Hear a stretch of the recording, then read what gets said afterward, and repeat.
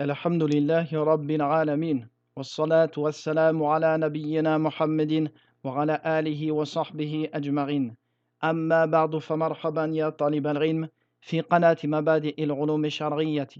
Bienvenue à tous sur notre chaîne Mabadi ul-Ulum al-Shar'iyya pour une nouvelle vidéo. Nous poursuivons l'étude du livre Usulun fi Tafsir de Cheikh Ibn al-Uthaymin rahmatullahi alayhi. Ad-Dars al-Ashiru at-Tafsir.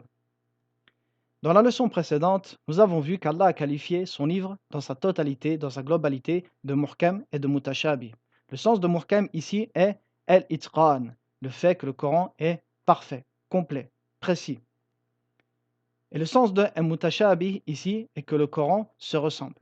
Les versets du Coran se ressemblent entre eux, dans leur style, dans leur forme, dans le message qu'ils comprennent, dans les histoires. Nous avons vu également qu'Allah a qualifié le livre en partie de muhkam et en partie de mutashabih. Les deux sens ici sont deux sens contraires. Le sens de muhkam ici est la clarté, son côté explicite.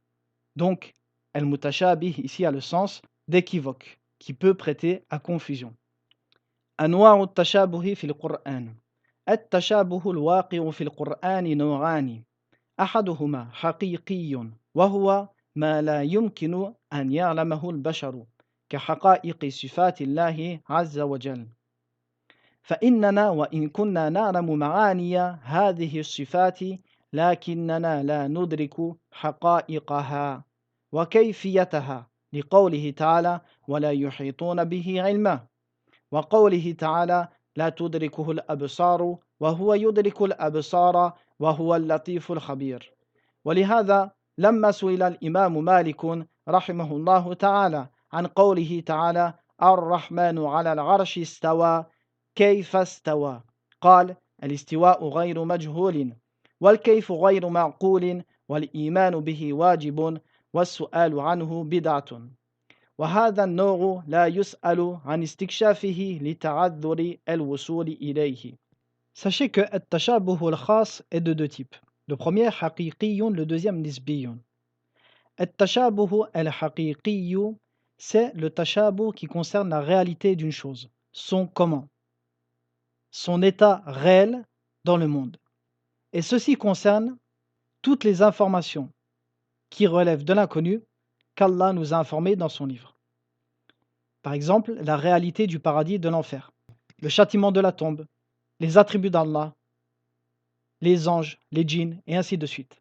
Nous comprenons ces choses, seulement leur comment, leur réalité nous échappe. Pourquoi? Car la raison ne peut le comprendre. Il est important ici de comprendre la différence entre le sens du verset et sa réalité. Quand Allah nous informe qu'il est As-Sami'u al-Basir ou que Ar-Rahmanu ala al-Arshi istawa, tous ces sens étaient connus des Arabes. Les Arabes comprenaient quand ils entendaient Ar-Rahmanu ala al-Arshi istawa. Ils comprenaient le tout miséricordieux s'est établi sur le trône. Le sens linguistique était compris. Seulement la forme, la réalité de l'istiwa.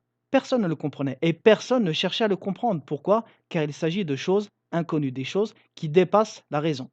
Et la preuve de cela, c'est qu'Allah nous dit dans le livre وَلَا يُحِيطُونَ بِهِ عِلْمًا, et ils ne l'englobent pas de leur science, c'est-à-dire Allah. Et il dit également لَا تُدْرِكُهُ الْأَبْصَارُ وَهُوَ يُدْرِكُ الْأَبْصَارَ وَهُوَ اللَّطِيفُ الْخَبِيرُ. Et c'est pour cela que quand l'imam Malik fut questionné par un homme qui lui lit le verset Ar-Rahman ala al-Arshi istawa, il lui dit Kayfa istawa, comment est-ce que Ar-Rahman s'est établi sur le trône? L'imam Malik lui répondit Al-istiwa ghayru majhoul. Al-istiwa n'est pas inconnu, c'est-à-dire que c'est connu des Arabes. Le sens de l'istiwa est connu. Wal kayfu ghayru ma'qul. Et le comment n'est pas compréhensible.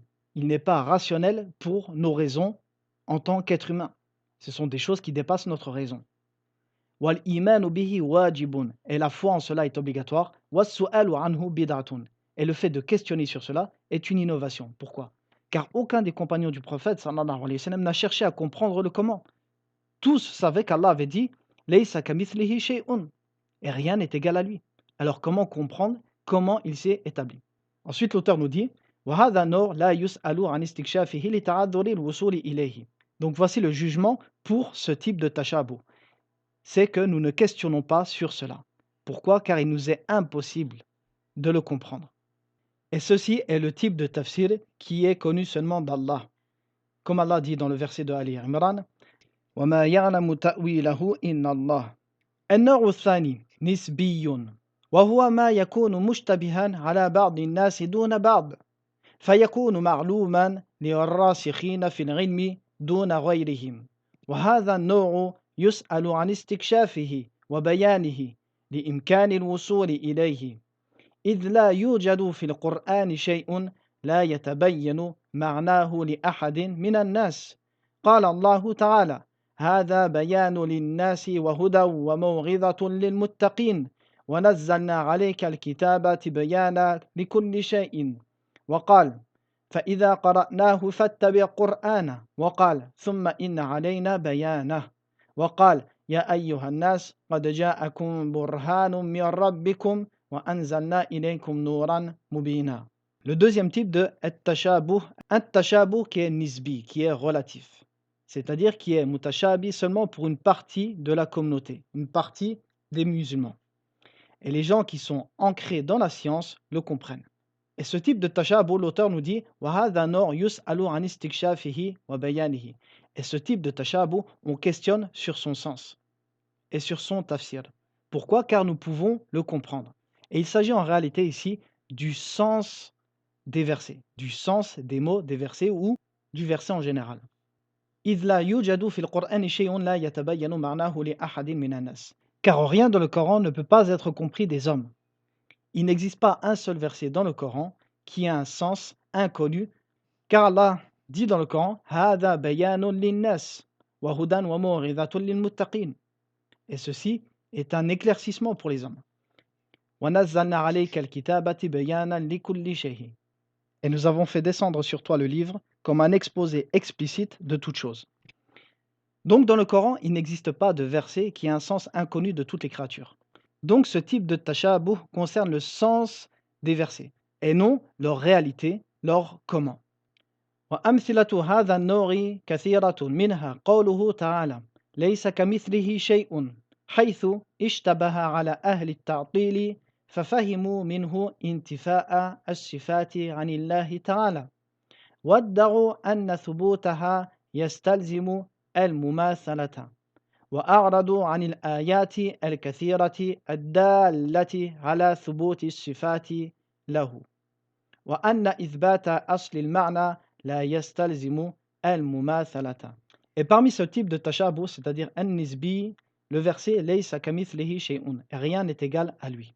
Une partie des musulmans s'est égarée dans ce verset en pensant qu'il s'agit ici de la négation des attributs, c'est-à-dire la négation du sens des attributs d'Allah.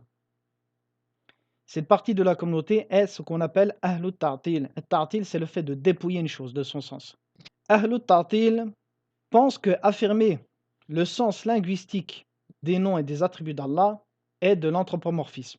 Pour eux, quand ils entendent Wa huwa as-sami' al-basir, si nous affirmons que le mot Samir ici est celui qui entend toute chose et que Al-Basir est celui qui voit toute chose, pour eux, ça revient à comparer Allah à ses créatures.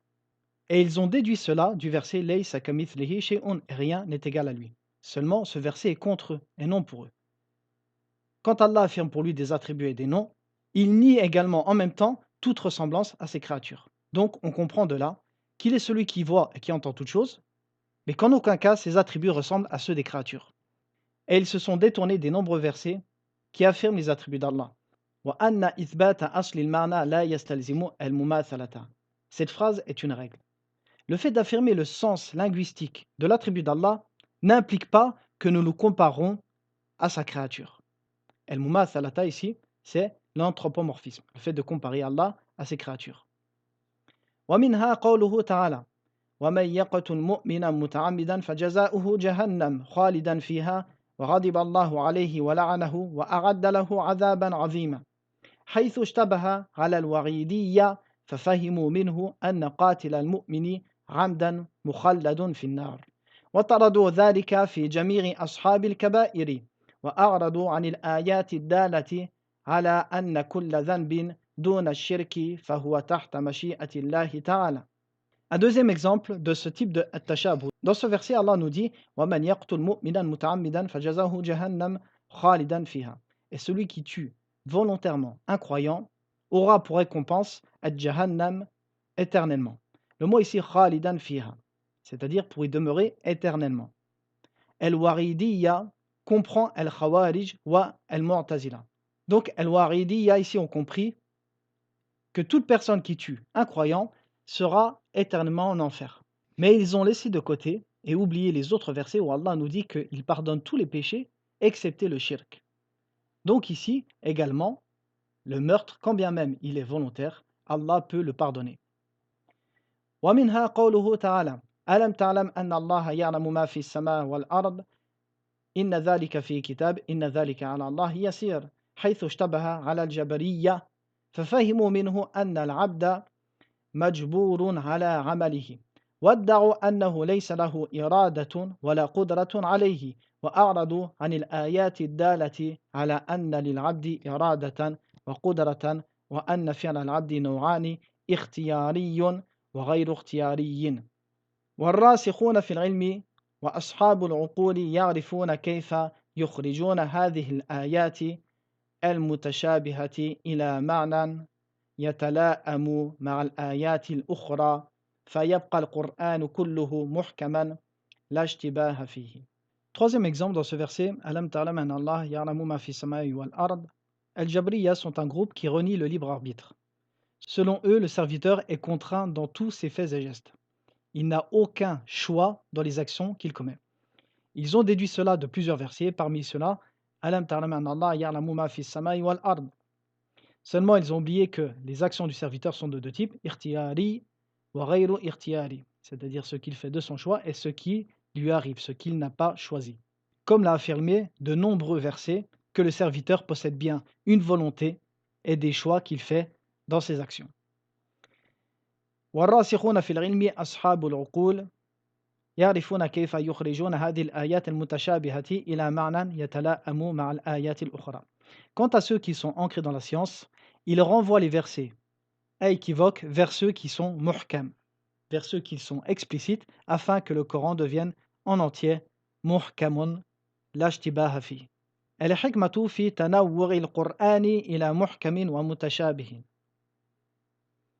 لو كان القرآن كله محكما لفاتت الحكمة من الاختبار به تصديقا وعملا لظهور معناه وعدم المجال لتحريفه والتمسك بالمتشابه ابتغاء الفتنة وابتغاء تأويله ولو كان كله متشابها لفات كونه بيانا وهدى للناس ولما أمكن العمل به وبناء العقيدة السليمة عليه ولكن الله تعالى بحكمته جعل منه آيات محكمات يرجع إليهن عند التشابه وأخرى متشابهات امتحانا للعباد ليتبين صادق الإيمان ممن في قلبه زيغ فإن صادق الإيمان يعلم أن القرآن كله من عند الله تعالى وما كان من عند الله فهو حق ولا يمكن أن يكون فيه باطل أو تناقض لقوله تعالى لا يأتيه الباطل من بين يديه ولا من خلفه تنزيل من حكيم حميد وقوله تعالى لو كان من عند غير الله لوجدوا فيه اختلافا كثيرا وأما من في قلبه زيغ فيتخذ من المتشابه سبيلا إلى تحريف المحكم واتباع الهوى في التشكيك في الأخبار والاستكبار عن الأحكام ولهذا تجد كثيرا من المنحرفين في العقائد والأعمال يحتجون على انحرافهم بهذه الآيات المتشابهة. Et parmi les sagesses qu'Allah a rendu une partie de son livre, Mutashabih, le fait d'éprouver ses serviteurs. L'auteur ici nous dit, si le Coran était tout en entier muhkam, alors la sagesse dans le fait d'éprouver les serviteurs sur leur foi en celui-ci, ou le fait d'œuvrer par ce qu'il y a d'apparent de ses sens et de croire en cela, sans chercher à les interpréter, ou alors à leur donner un sens faux, ou alors à les dépouiller de leur sens, ou encore faire de l'anthropomorphisme, etc., alors cette sagesse disparaîtrait. Et c'est pour cela, comme nous l'avons vu, que la plupart des groupes déviants dans l'islam ont tiré leur déviance des versets qui sont mutashabih, de leur mauvaise compréhension de cela, ou alors de leur volonté à leur donner un sens faux, en suivant leur passion. Ensuite, il nous dit وَلَوْ كَانَ كُلُّهُم مُتَشَابِهًا لَفَاتَ كَوْنُهُ بَيَانًا. Et s'il était en entier mutashabih, alors il ne serait plus un exposé, il ne serait plus explicite, clair pour les hommes, il ne serait plus une guidance. De même que le fait d'œuvrer par celui-ci serait impossible. Mais dans sa sagesse, Allah a fait qu'une partie seulement soit mutashabih et une partie muhkam, afin d'éprouver, et que les gens qui ont la science renvoient les versets mutashabih aux versets muhkam. Et par ces versets, nous différencions les personnes qui sont fermement ancrées dans la science et dans la foi des personnes qui ont une inclinaison à l'égarement. Ceux qui sont fermement ancrés dans la foi renvoient les versets qui sont mutashab et aux versets muhkam, de même qu'ils croient en cela. Ils croient en ces versets, ils croient en leur sens apparent, sans à chercher à comprendre leur comment. Ils savent que tout vient d'Allah, comme Allah dit dans Surat Ali Imran, وَالرَّاسِخُونَ فِي الْعِلْمِ يَقُولُونَ آمَنَّا بِهِ كُلٌّ مِّنْ عِندِ رَبِّنَا. Quant à ceux qui ont une inclinaison vers l'égarement, ceux-ci prennent ces versets comme moyen de falsifier les sens du Coran et de suivre leur passion ou encore de faire douter dans la véracité du Coran. El-Khulasatu. El-Qur'anu. Imma muhkamun am wa imma mutashabihun am. Wa ma'na el-muhkam huna el-itqan. Wa ma'na el-mutashabih huna annahu yushbihu ba'duhu ba'dan. ثم القرآن إما محكم خاص وهو بمعنى الوضوح أو متشابه خاص وهو بمعنى الاشتباه. والمتشابه الخاص إلى قسمين نسبي وحقيقي. والحقيقي هو ما لا يعلم حقيقته إلا الله، والنسبي هو الذي يعلم معناه بعض الناس دون بعض. الواجب في المتشابه. المتشابه الحقيقي موضعه حقائق الغيبيات وكيفيتها التي أخبر الله بها لا في معانيها. الواجب فيه الإيمان به وإمرار آياته كما جاءت من غير تعطيل ولا تمثيل ولا تكييف. والمتشابه النسبي موضعه ما يخفى معناه على بعض الناس ويشتبه. والواجب فيه الإيمان به والرجوع إلى العلماء في فهم معانيه ورد آياته إلى المحكم. Donc en résumé, al-mutashabih al-haqiqi se trouve dans le comment, dans la réalité des choses de l'inconnu, et non pas dans leur sens. Il est obligatoire ici de croire en celle-ci, wa imraru ayatihi kama ja'at, et le fait de les prendre, de prendre ces versets comme ils sont venus. Min ghayri ta'tilin, sans les dépouiller de leur sens, wala tamthil, ni faire de l'anthropomorphisme, wala takyifin, et ne pas non plus s'imaginer, vu que la raison ne peut pas les comprendre. Wal mutashabihu an-nisbi se trouve quant à lui dans les versets qui sont à équivoque, qui peuvent prêter à confusion, ou qui peuvent avoir un sens caché à une partie de la communauté. Et il est obligatoire dans ces versets de croire en cela et de revenir vers les savants pour comprendre leur sens, de même que les renvoyer aux versets qui sont muhkam, afin que tout devienne muhkam. Et voici la vidéo d'aujourd'hui qui s'achève. Je vous dis à très bientôt pour une prochaine vidéo. Wa sallallahu ala nabiyyina Muhammadin wa ala alihi wa sahbihi wa sallam.